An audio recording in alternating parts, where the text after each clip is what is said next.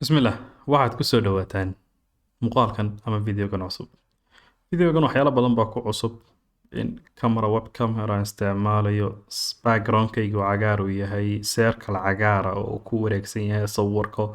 waan midab kale sida lagu bedelo weli cilmigeedii aanan baran waxyaalahaas oo dhan iyo waxyaala upgrade aan ku sameynayno videogeeni waxaan isku dayi doonaa waxyaalo badan ee ka bedelase bal intaasa igaga filan videogan badan baan jarjaray bal waxaan ku dayn doonaa sida uu yahay aan waxba ka bedelin. Website-kan halkan inaga muuqda tryhackme.com waxaa lagu talagalay barashada cyber security-ga. Qof walba doonaya inuu cyber security-ga barto oo si hands on practical website-kan ayaa ugu wanaagsan. Website-kan waxaan u doortay qiimaha lagu baranayo oo mostly intiisa badan 80% waxay dhahdeen bilaash waa lacag la'aan 20 inta soo hadhay 20 inta soo hadhay waa $10 bishii. Marka loo barbar dhigo website-yada kale waa ka ugu jaban waxaana ay ka dhigeen gamified waa qaab game oo kale fun addictive qofku markuu la qabsado sida game-ku la qabsado dabeetana maalin walba wuxuu doonaya inuu yaro ku yara shaqeeyo. Learn and practice waxay odhan jireen tus oo itaabsi waad baranaysaa practice waad ku samaynaysaa theory-gaad qaadanaysaa practical-ka waad ku samaynaysaa halkan baatiska kala duwan website-ku leeyahay ayaa ka muuqan doona waan u tegi doonaa. Hands on hacking haddaad eegtid halkan waa browser-kii baa laba loo kala qaybay qaybta bidix theory-ga baa ku qoran qaybtaasna waa practical-kii marka maxaad u baahan tahay internet fiican iyo browser-kaas iyo computer laptop iyo desktop wixii aad haysatid ayaad ku samayn kartaa practice anaad kuna baran kartaa. Beginner friendly qofka ku cusub cyber security-ga waa soo dhaweynaya maaha wax complex topics lagu dhiibmaayo marka hore waxaa lagaga bilaabay kuwa beginner level-ka. Haddaba bilow buu ku leeyahay instantly hacking ka samee halkan machine-kii Kali Linux baad ku arkaysaa Linux machine oo toolskii ay available ku yihiin aanad installation ku shubistiisi waxba aanad uga baahnayn halkanna waxyaalihii la qaban lahaa lagu weydiinayo su'aalahoodii baa yaalla. 2 milyan baa iska diiwaan geliya waxaan rajaynayaa 2 milyan inaad ka mid noqotaan oo community-ga haddaad aragtid real try hack me waa Twitter handle-koodii haddaad Twitter-ka isticmaashadna halkaasaad ka warrami kartaa. qaybtan aan joogno waa qaybta ugu horeysa markaad tagtid waxaad u baahan tahay inaad tiraahid join now haddii aanad user-ka lahayn user soo samee username email-ku soo sameyso iyo password dabeetana robot mayhi waad odhanaysaa sign up kolka waxaa lagu sameyn doonaa userkaasi activation buu baahnaan doonaa waad soo active garan haddii kale dee kuu shaqeyn maayo marka already inta waan soo sameeyey login baan ku dhufan doonaa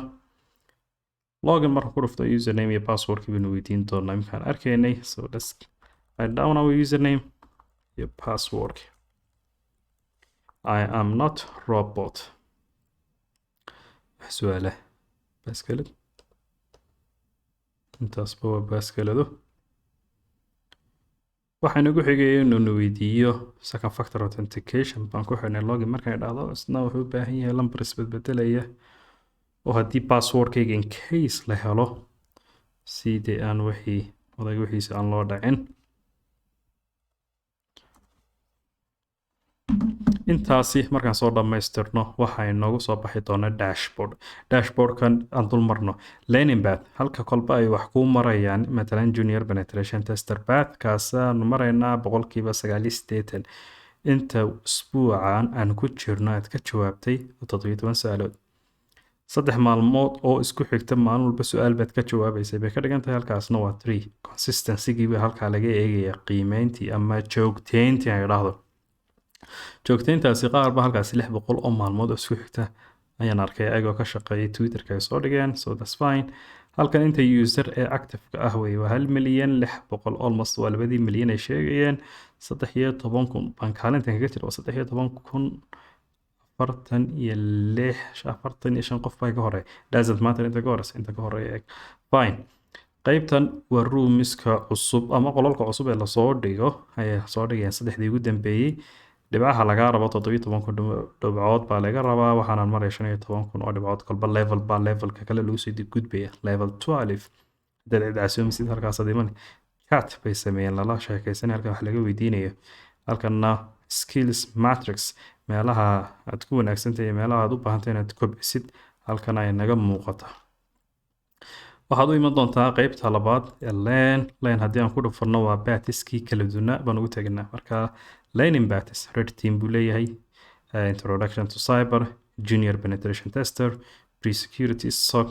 cyber defense you name it batiskaasay sameeyeen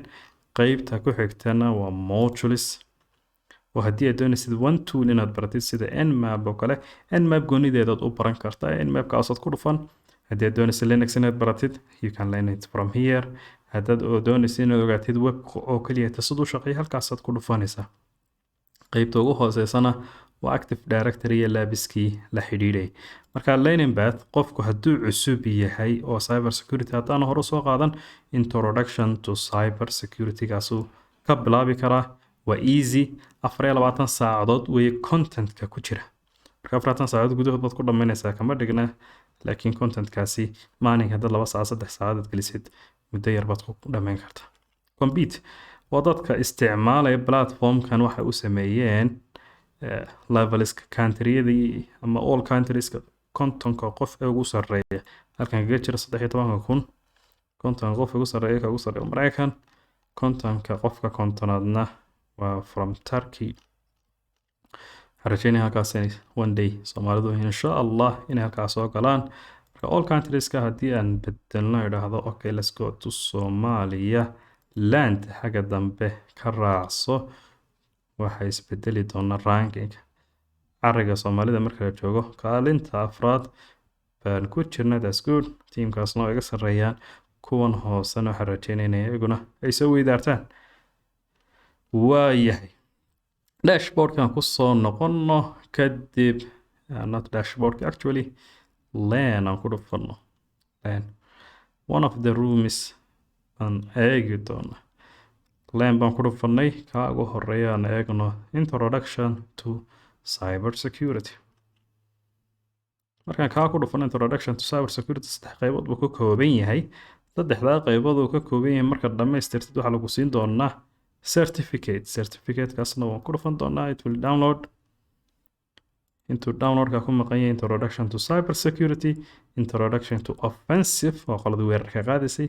qoladana waa introduction to defensive waa qoladii difaaca digital forensics shahaadada lagu siinaya look like this one shahaadada lagu siinaya certificate of completion inaad dhamaystirtay from TryHackMe roomka dhamaystirtay halkaas ayaa warkiisa lagu soo qoraya